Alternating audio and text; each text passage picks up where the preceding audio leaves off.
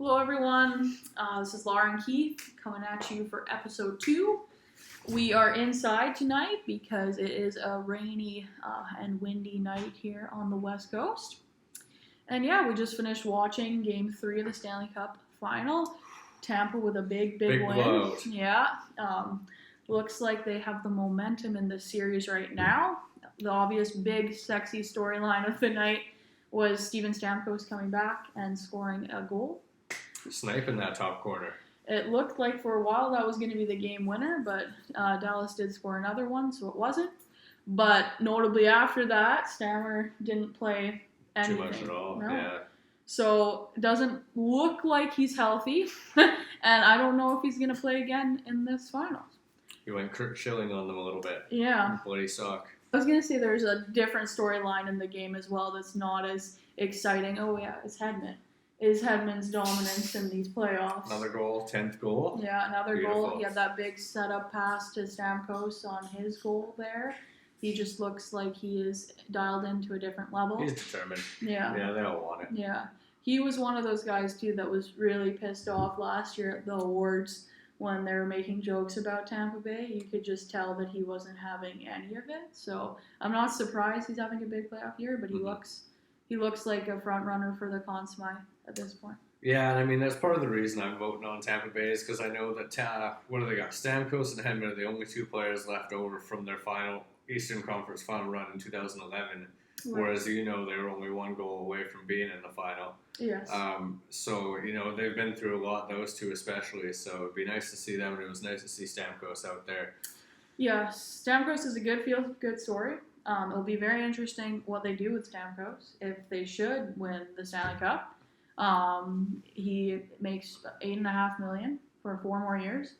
That's a pretty movable contract when you consider the player that Steven Stamkos is. And Tampa's in a lot of cap trouble starting next year. Right. That's when Vasilevsky's contract hits in, so he'll be making a lot more money. I think it's 9. Right, okay. Somewhere around $9 million. So, if they can win a Stanley Cup essentially without Steven Stamkos, you got to think that... No, why wouldn't you? I agree 100%. I've also been kicking that idea around because, if they're going to do it, they win the Cup. Why would you not trade him? Who wouldn't give you a haul for Steven Stamkos, right? Yeah. Like you say, it's a good cap hit, and he's still, as they showed tonight, he can still shoot the puck. And they've got so many other good young players they've drafted and developed and brought up that, they just seem to be endless supply of talent in Tampa Bay, so it would be a smart move, I think. Yeah, for sure. What do you think would be a good return for Steven Stamkos? Well, I mean, based on, the COVID times and the cap being flat and everything like that, you'd probably want basically picks and prospects, right? Yeah. First rounder, second rounder, top prospect, probably plus even for Stamkos. I think they probably would have to take some sort of contract back just because of it being a flat cap. Right. Like, there's not going to be many teams unless you deal to Colorado or something that are going to have that cap space where they could afford a Steven Stamkos. Right. Or Detroit, I guess, could as well. I assume Stamkos has a no trade, though, so I don't think he would go to Detroit. No. But there aren't a lot of teams that could afford that without giving up some cap back. But you could get essentially a pretty good player making less than Steven Stamkos, a pick and a prospect. Right. And maybe an RFA like Max Domi. Yeah. Montreal might have that type of cap space. That's true. But no, I think it would be a great idea. Why not? Yeah. Restock the cupboards. Yeah. I wanted to just quickly talk a little bit about what I did not talk about in our first episode. Right. More about how Laura and I bonded over time and led to doing our show here. We obviously bonded through love of hockey and just being able to talk anything hockey anytime. So we met, when she was coming back from Lethbridge every winter, basically for a couple weeks at a time doing her schooling. Yeah. And so at one point, because I knew she loved hockey and I was playing and eventually co-running the Fulford Floor Hockey League on Salt Spring here with Jesse Coop, my guy. I invited her to come play, and I'm going to be honest, I did not expect you to come. Not that we haven't had girl players come, but you definitely came, and it was awesome. And he scored a couple sweet goals, and we were like, that was sweet. So I think he kept coming back on your winter breaks to play with us. So yeah, it was fun. it was a lot of fun. And so over time, we've obviously kept in touch. And then in COVID times, I think it was in April, Yes. you relocated back to Salt Spring. Yes. And I thought I'd just throw it to you to just say what you were doing and what caused you to have to relocate back. Right. So I'm currently working on my PhD at the University of Lethbridge, and I work in a lab essentially, and I test human participants. So I have kind of like what you think of a psych study. It's technically neuroscience, but it's very connected. Where I test undergraduate students, and they come into the lab and they do a series of experiments, and then I look at those numbers and analyze them for my thesis. But what happened is the university obviously shut down. Right. Everyone was basically kicked out of the building, and I came back to Salt Spring because I didn't really feel like staying alone in Lethbridge. And I thought at the time it was probably for a month. I was like, okay, I'll come back and then I'll be ready to go. I can finish up my research and I'll finish my degree. And then it turned into the whole summer. And then I talked to my supervisor and I said, do you want me to come back to Lethbridge? And she basically told me no. And continuing on in the fall, it's now been all online classes as it's everywhere in Canada. So for someone doing human research, that really sucks because even if we could get into the building to do our studies, we basically don't have anyone to test. So for me, I'm kind of finishing my research for my PhD now, and I'm just focusing on writing. And I'm going to be on Salt Spring until at least January, and we'll see if it's longer than that. So that's kind of what happened to me with COVID. Perfect. Yeah. And it's led to the birth of this beautiful nonsense that is this little talk show we're trying to do. So I'm thankful for it, despite all that, slowing down the process of your career development. I am very thankful to be out of Alberta. I'll just say that on the podcast. Fair enough. Okay. And I just want to also throw back to when we were talking pre-game one, you were talking about how Tampa is more banged up. They're just coming off, their series, and Dallas had some extra rest, and it showed. It showed their big time in game one. So I want to throw it back to you and say that was a great call. Yeah. You were right. Dallas came up flying in that game. Yeah. And they looked really good. They seem to have Tampa figured out, as we saw in game 2 and 3, and maybe not quite, but it doesn't look like that. It certainly started off well for them. It seems like that third period of the first game, too, there was a big switch where Tampa kind of clicked in, like, hey, we're playing in the Stanley Cup final. Let's finish what we started last year. Yeah. Right? Yeah. So, yeah. And they carried over into game 2 a little bit, but then Dallas really shifted gears there. Good pushback, but they couldn't get that third goal. So, and Tampa actually had a goal called back, so it could have been 4-2 that game. So, yeah, it's true. And then this game here, the first period, despite the score, looked quite good for Dallas. In the first. And then the second period happened, and it was like Tampa was in a different league. It was over, They didn't, it wasn't... Yeah, and I mean, there's got to be a big emotional boost for the team getting Stamkos back, too. Yeah, absolutely. But they looked... Scoring the big goal. They looked pumped up. They looked ready to go tonight. So, they have back-to-backs. Is that the next 2 games? Friday, Saturday, so it could be over. So, Tampa's going Vasilevsky both games. Yes. Khudobin kind of looked worn out tonight. They pulled him a period early. Are they going to play him back-to-back? I mean, it's the Cup Finals. The talk is if Bishop's ready to go, he's going to play one of those games. He's going to play one. Wow. But I don't know if he's healthy. I don't know if you start Ottinger. They looked pretty good in front of him this game, but can you play like that for 60 minutes versus Tampa? Yeah, and I mean, it seemed like Tampa kind of took the foot off the throttle in the third a little bit. It was more about throwing hits and sending a message to each other with all the penalties. For sure. One thing in this series that we're seeing too is these two teams both have amazing top 2 pair defensemen. So they have, in Tampa, they've got Hedman and they've got Sergachev. And then in Dallas, they've got Heiskanen and they have got Klingberg. Right. And you look at those two teams, and it's hard to pick who you'd want to have on your blue line moving forward. moving forward Yeah. next season starting. Yeah. For me, quickly thinking about it, I think I would have to go with Heiskanen and Klingberg. Yeah. 2 reasons. They're both young. I think they are going to improve even more, which is a little bit scary to think about, especially for Heiskanen. That kid is talented. For sure. But, Hedman is great, and he's going to probably be great for a couple more years, but it's not going to last forever, For sure. And Sergachev, I'm just not as certain No. with him as I am the guys in Dallas there. I know how much of him is a product of the environment he's in.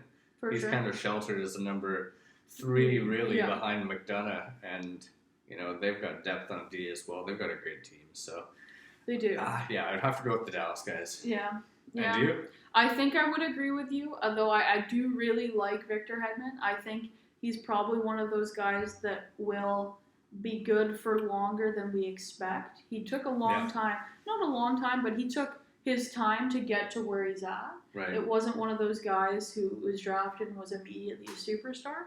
And I just think that he still has that passion where he wants to get to that next level. And we're seeing it in this series here, but really for the past, 3 years, I think Hedman's been the best defenseman in the league. And you got to think at least 4 more years of Hedman being good, like dominant. Right. I'm with you where Sergachev, I don't think he is as good if you're ranking 1, 2 on each team. I don't think he's as good as what Klingberg will be. Right. And Heiskanen, I think, is also a very good player. It's not a bad problem to have. I mean, it would be interesting, right? They talk about the Heiskanen with Makar and Hughes, those 3 defensemen moving forward. You got to think are all in the running for the Norris coming up, and who will have the best career? I don't know. It's hard to say. It's true. It's a good segue, though, too. Yeah. I know you're dying to talk about the Norris Trophy results I a am. couple days ago. I am. Roman Josi took home the hardware. He took home the hardware, and he took it home by a lot. And I was honestly surprised about this. I thought Roman Josi had a good season. He would probably be 2 or 3 on my Norris ballot if I had a vote, which I do not. I think, as I said, I think Hedman is the best defenseman in the league. I think Karlsson had an unreal offensive defenseman season. Yeah. And it gets into that whole problem of what the Norris Trophy actually is. Right. Because as you said... Is it an offensive defenseman award or is it a defenseman award? Yeah. Because it really should be an all-around game. And I get that Josi does have that all-around game.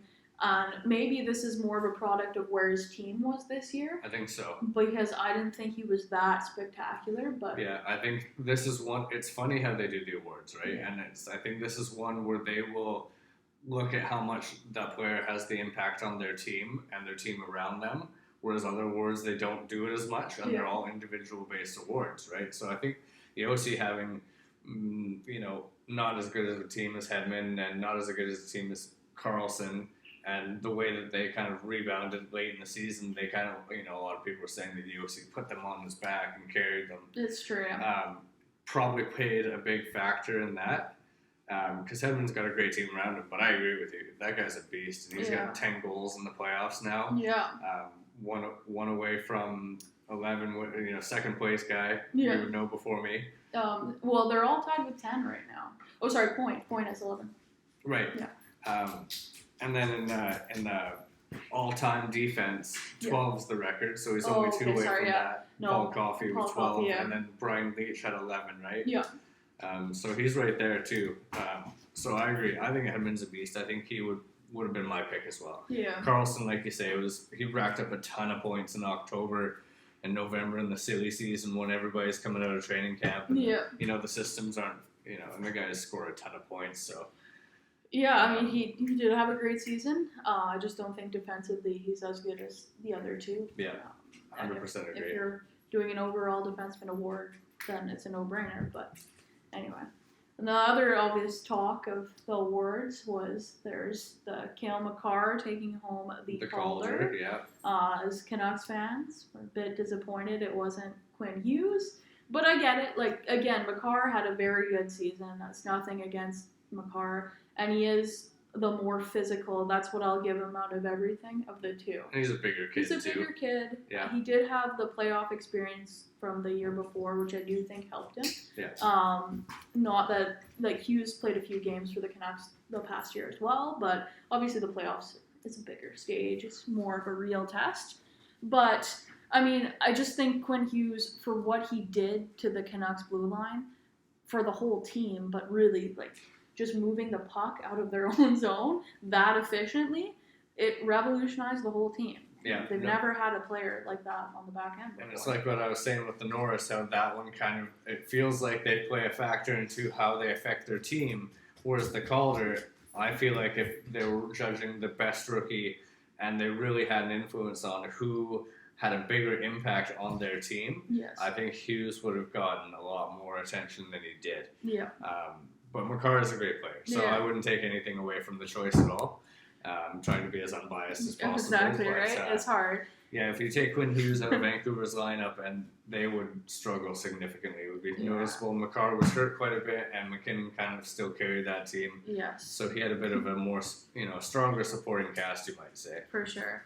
Which, again, kind of ties into the last award. Well, not the last. There was the Vezina, which everyone, I think, agrees on. Hellebuyck. Connor Hellebuyck. Yeah, very absolutely. deserving of that award. But the Hart, which Draisaitl took home along with the Ted Lindsay. And Draisaitl had an amazing season. I don't want to take that away from him. He did kind of step out of the shadow of McDavid when McDavid was hurt there. But I think if you ask any Edmonton Oilers fan or probably any member of the staff in Edmonton, if you had to take one of those two players off of your team, who would you kick off? And I think everyone would say Draisaitl. Right. So I don't know if he can be the MVP of the league if you're having that discussion. For me, I wouldn't pick him, but not for those reasons. I think it would be more of I look at what Panarin did in New York. Like they clearly went into tank mode, and they've had some high draft picks, and they were not expecting to be near contending to what they were this year. And him signing as a free agent really just boosted them right up. And his point totals, like he had career highs. It was amazing. Panarin had an amazing season. He had a great year. And, just his presence and him doing what he's doing with all those young kids, you have to think had an effect on the room and the boost of the confidence for all these kids. And even Zibanejad. And he had a massive year too. Yeah. So, I would have voted Panarin before Draisaitl, and I think I would have even voted McKinnon over Panarin because for the same, is like McKinnon carried that team. Yeah. He's got a great supporting cast, which I alluded to before, but Makar was hurt for periods, and Landeskog was hurt for periods, and Rantanen was hurt for periods, and McKinnon was there, and he had, what did you tell me earlier, 30 points more? I think it was 30 above the second place point getter on Colorado, yeah, which is insane. It's crazy. It's not because they're a bad team and he's like the one guy. They've got great players with him, but because they were all hurt and he is just a beast. So I'm with you. I wouldn't have picked Draisaitl because it's the most valuable to your team. And I think the other guys were just this year more valuable to their team. For sure. And kind of just one final point on that.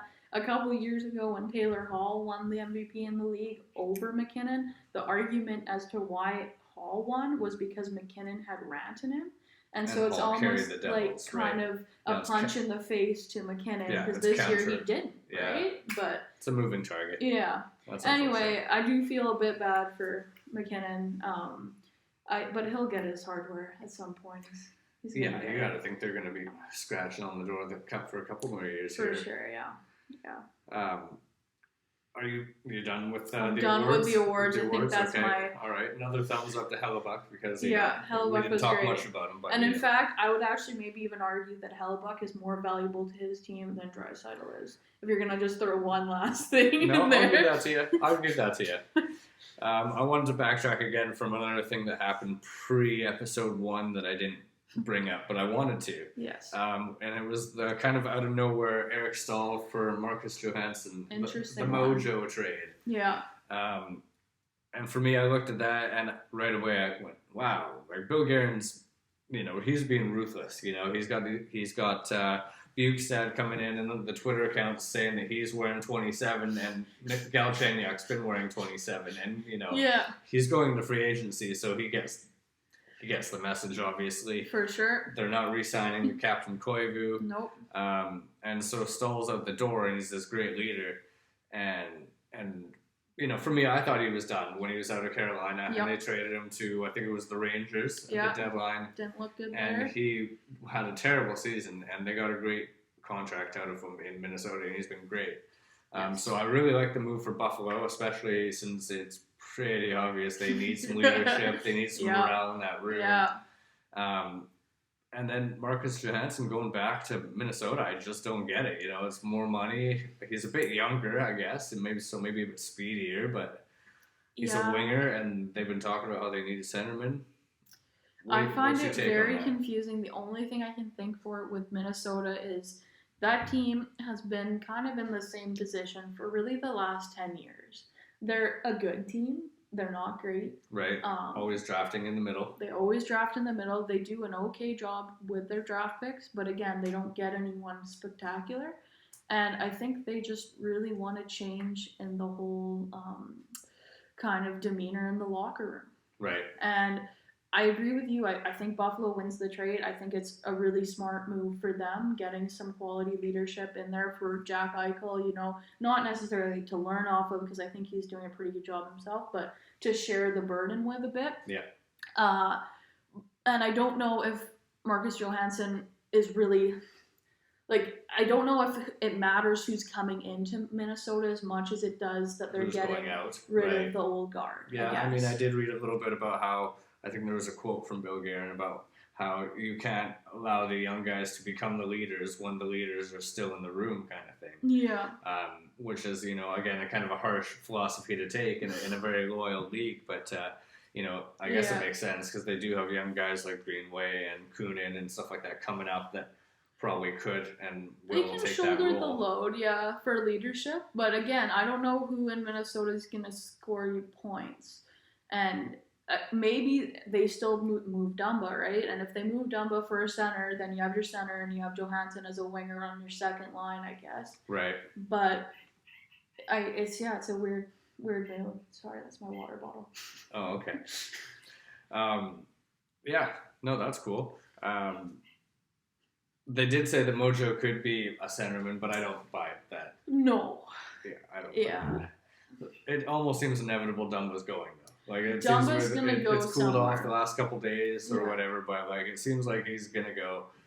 The expansion draft is coming. They've got those 3 other D locked up, all with no movement clauses. Yeah, it's a question of where and for what Dumba goes for. Right. But I think his days in Minnesota are numbered. I don't think they're gonna get a number 1 centerman, but they might get a number 2. Yeah. If they can find a taker. I mean, I feel like Bill Guerin he's smart enough. You think he's probably got a plan, but I don't know. It's hard to say. He learned from Jim Rutherford, and as from what we saw today, the Hornqvist for Mike Matheson trade. Yeah, it's another kind of iffy. It's iffy. You'll see if it goes through. Yeah, it's true. I didn't think anyone was ever going to take that Matheson contract. I wouldn't touch that Matheson contract. It's making new GM in Florida, Bill Zito, look pretty good early if they can pull that off. Yeah, for sure. I mean, I'm not saying that Hornqvist is any gem or anything like that, but I mean, I think he'll bring a little more to Florida. Yeah, it seems like the contract is shorter. Pittsburgh is really trying to redo or revamp their defense. There's the talk of Chris Tanev going there to join his brother, and I think that makes a lot of sense. But if you get Matheson, you get Tanev. I still don't know if that defense, Tanev obviously is I love Chris Tanev. He's a great shutdown defenseman if he can play. I don't know how many games he's got left in his body. I'd be scared of giving Tanev a lot of term at this stage of his career. And so we'll see, but I think that's the approach the Canucks are taking, right? Is that they know they can't afford everyone and they're ranking what they want, and probably also, again, with the expansion draft coming up, they don't want to have too many people that they have to protect. So we'll see. Okay. I'm glad we moved on to Canuck talk. Yeah. Well, I think we're moving on to the Canuck talk. I wanted to throw back a little bit of Markstrom talk since we're on free agency. Yeah. And last time we talked a lot of Canuck free agency, but I just want to quickly bring up, you talked about you seeing Markstrom going to Colorado, and we've already been talking about these Colorado guys getting trophies and blah, blah, blah. So we saw in the bubble this year, like, Grubauer got hurt, and it really hurt them. Like, if he stayed healthy, we're talking probably a different Stanley Cup final, you know? Do you think Colorado wouldn't be a little bit worried with Markstrom now, since he is a bit older and he got 2 injuries this year, right? He was injured going into the COVID break, and then he got hurt at the end of the playoffs. Is that something that would, you know, a team that just got bit by an injury? Yeah, that's a good point. I didn't actually think about that. I think if Colorado goes after Markstrom, they're going to do short term. I think everything Colorado does will probably be short term this year. Like 1 year, 2 year kind of thing. But would Markstrom want that, I guess, for a cup shot? I guess it depends if he wants a cup shot, and they'll probably give him a lot of money. Because Colorado can afford to kind of give whatever they want. Right. And I guess that's the other thing with Colorado, too, is, you know, Markstrom's getting older. He's had 2 injuries this season. You're very right. Do they care about 4 years down the road as much as they care about next year right now? So if you can get 1 good year out of Markstrom, I think Markstrom's the best goalie on the market. Like, if they can get that, I think they do it. The other team that's now rumored for Markstrom is Calgary.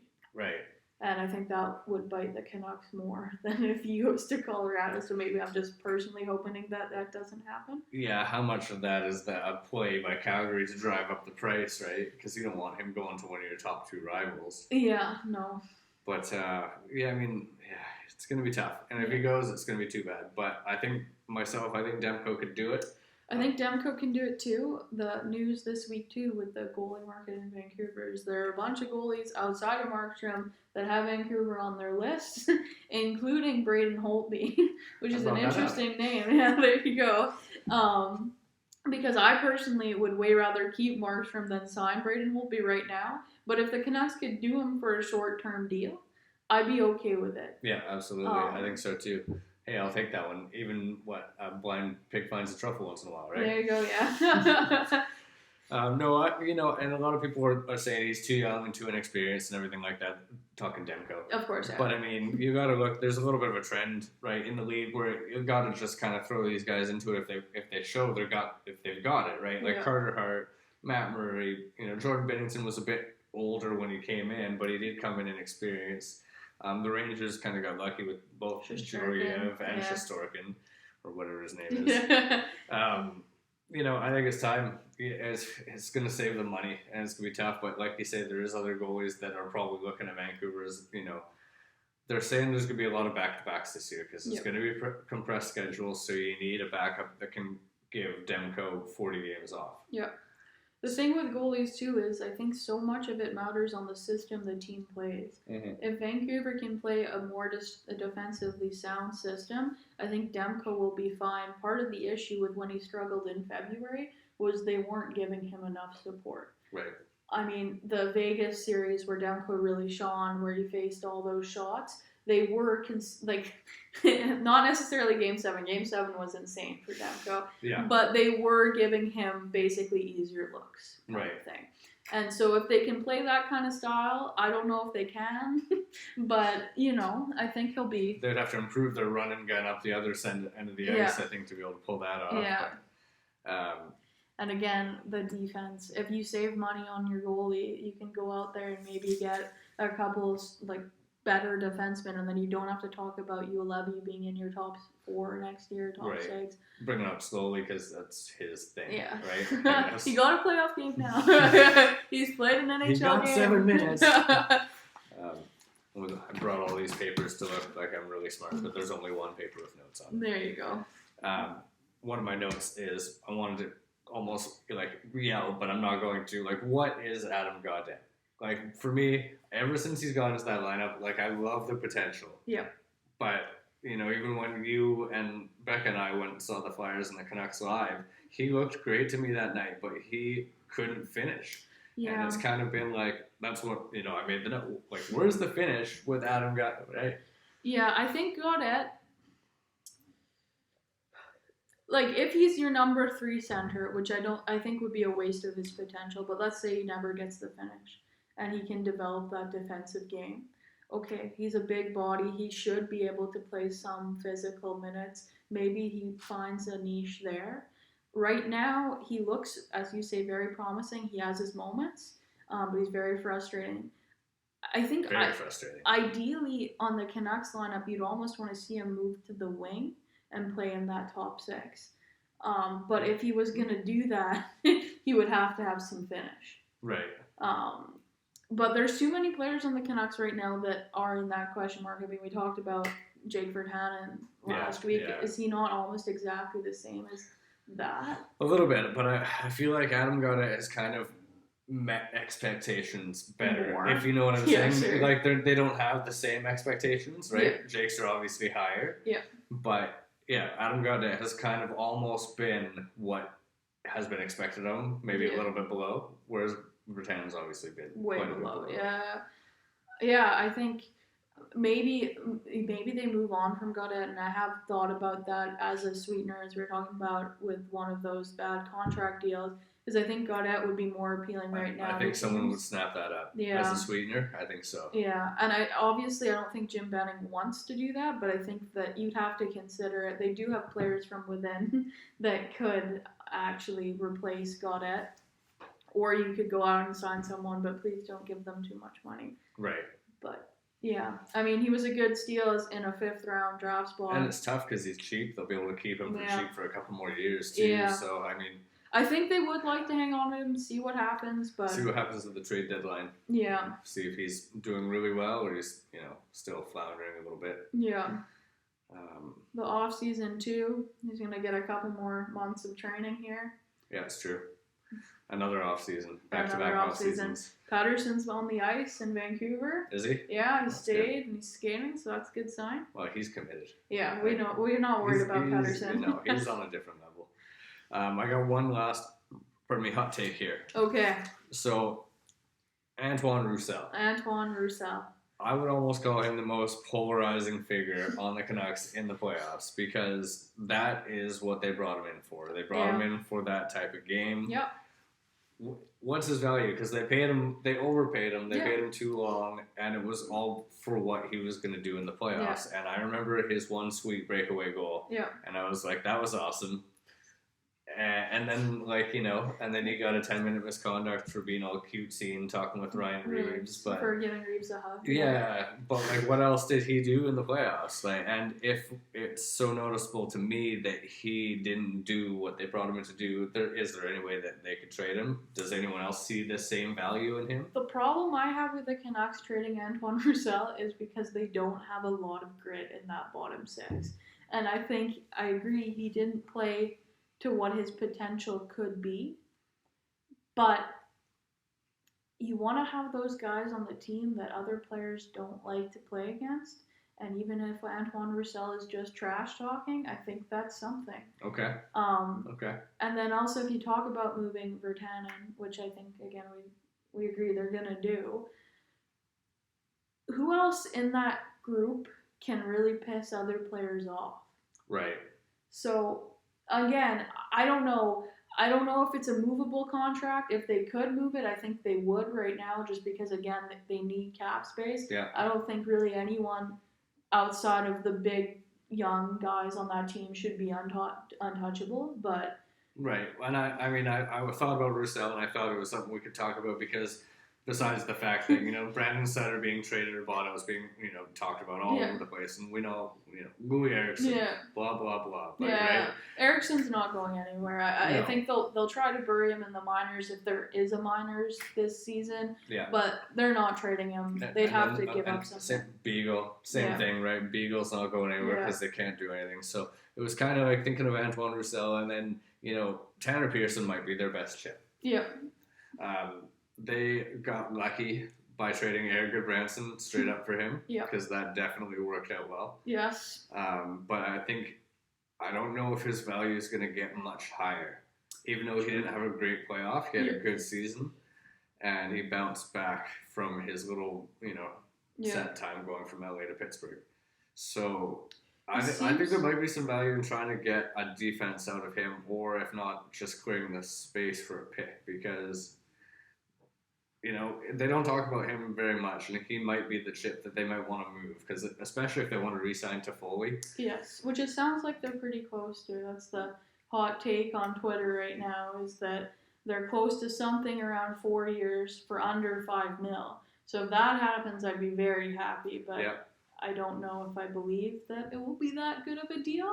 But maybe Toffoli knows that the whole flat cap situation is really putting a damper on the free agents' Might as well hopes. take that security. Yeah.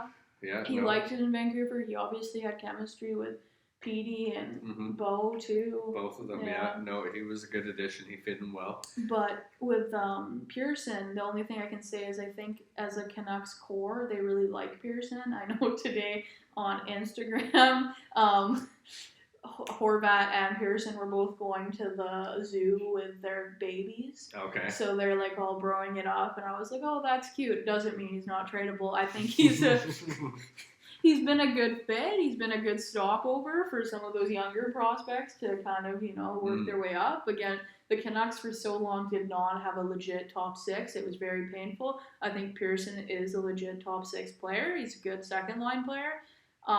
If they could get something for him and relieve some cash, like basically cap at that stage, I think you think about it, but maybe not until the trade deadline. Yeah, wait until we get through a training camp, see if Hogberg or something is real, a real thing, I mean, you have him right now. You have cap certainty with what he's got.